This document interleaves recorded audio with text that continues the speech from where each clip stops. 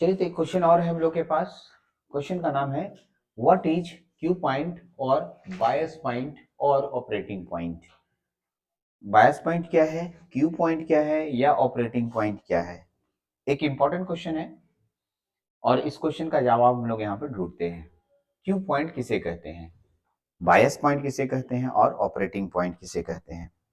तो सबसे पहले क्यू एक छोटा सा अल्फाबेट है, एक अल्फाबेट है। इस अल्फाबेट का फुल फॉर्म जानते हैं।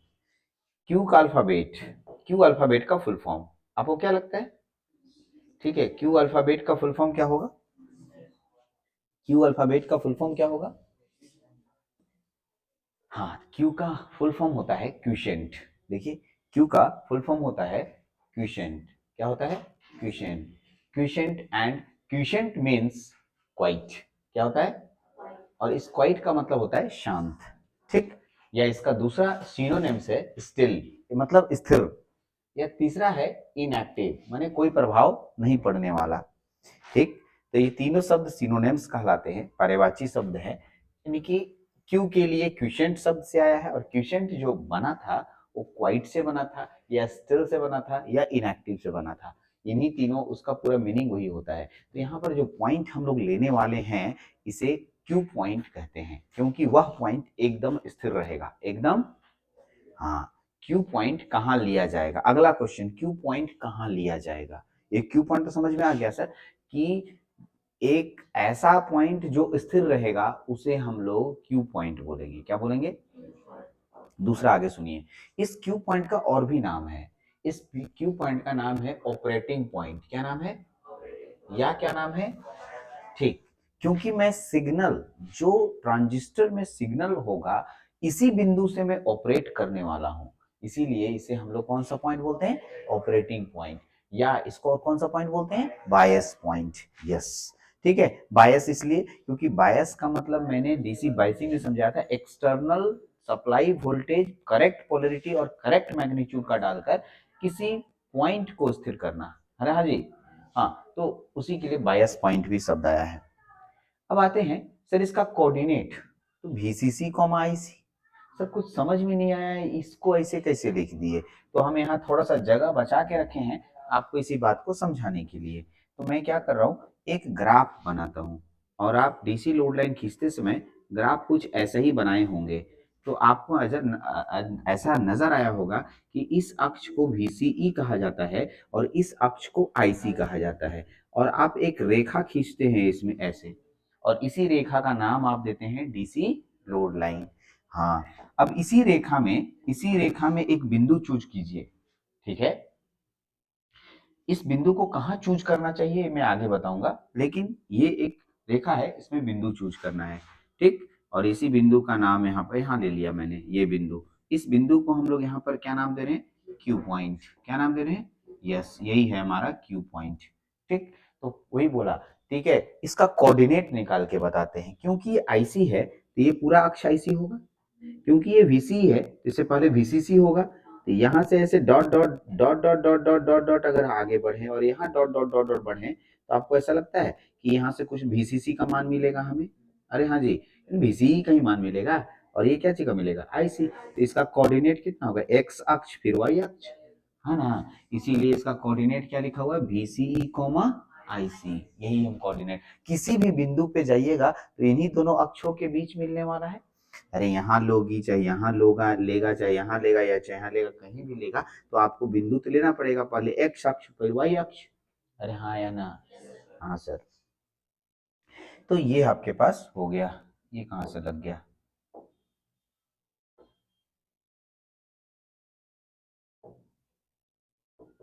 चलिए, तो ये हो गया आपके पास क्यू पॉइंट। ठीक, अब अगला क्वेश्चन उठता है, चलिए सर क्यू पॉइंट का कोऑर्डिनेट तो हो गया, लेकिन अब हमें क्यू पॉइंट कहाँ लेना चाहिए, ये सबसे इंपॉर्टेंट क्वेश्चन होता है किसी भी स्टूडेंट के लिए।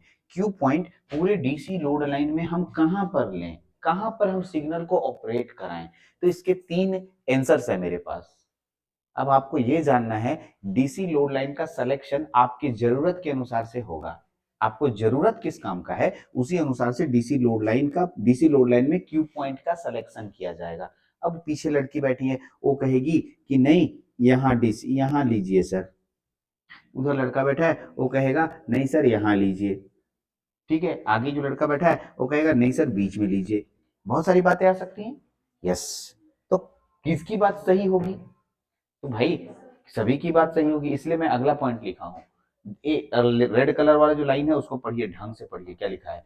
ए DC load line contain infinite number of such operating point, मतलब ढेर सारे, ठीक है, ये डीसी लोड लाइन ढेर सारे ऑपरेटिंग पॉइंट को अपने पास रखता है, ढेर सारा ऑपरेटिंग पॉइंट इसके पास है, करेक्ट, इनफाइनाइट नंबर हो सकता है, ठीक है। एंड यूजर और डिजाइनर, मतलब हम लोग यूजर हैं, हम लोग सर्किट डिजाइन करते हैं, डिजाइनर, ठीक, वो डिजाइनर मतलब कपड़ा वाला डिजाइनर मत समझ लेना, डिजाइनर मतलब, हाँ, यूजर और designer choose any point on the DC load line, कोई डीसी लोड लाइन पे कोई एक पॉइंट चूज करता है, ठीक है, अपनी मर्जी से तुमको चूज करने बोलेंगे तो तुम कहीं भी चूज कर सकते हो, लेकिन इसके साथ साथ इस बात को भी समझना चाहिए कि हमें किसी बिंदु को चूज करने से पहले मकसद क्या है, मकसद, तो मकसद ये है ना सर, यदि आप ट्रांजिस्टर को देखिए, अगला पॉइंट पढ़ देते हैं, the position of Q point on the DC load line on the load line dependent on the application of transistor, किस पर निर्भर करेगा, ट्रांजिस्टर के काम पे निर्भर करेगा, किस पे निर्भर करेगा, यस, ट्रांजिस्टर को तुम क्या काम करवाना चाहती है। तो एक लड़का बोला काम क्या क्या, तीन गो तो काम होता है, तो जानते तो है, तीनों काम को याद कीजिए, हाँ क्या क्या है बोलिए। यदि ट्रांजिस्टर एम्पलीफायर की तरह वर्क कराना चाहेगा, यानी ट्रांजिस्टर को हम एम्पलीफायर की तरह वर्क कराना चाहते हैं, तो सुनिए, then Q point, Q point lies, पाया जाएगा, रखा जाएगा, लाइज, ठीक है, centre of DC load line, क्या क्या क्या, हाँ, centre of DC load line, कहने का मतलब ये हुआ कि यदि मैं एम्पलीफायर बनाना चाहता हूं, एम्पलीफायर बनाना चाहता हूं तो एकदम बीच में लेंगे, कहां लेंगे, बीच में लेंगे, ठीक, मैं बना दूंगा तीनों फोटो एक एक करके। आइए तो इसको मिटा ही देते हैं, बना देते हैं, आप लोगों के सामने बना देंगे तो अच्छा रहेगा, ठीक है, इसको इधर मिटा दीजिए पूरा।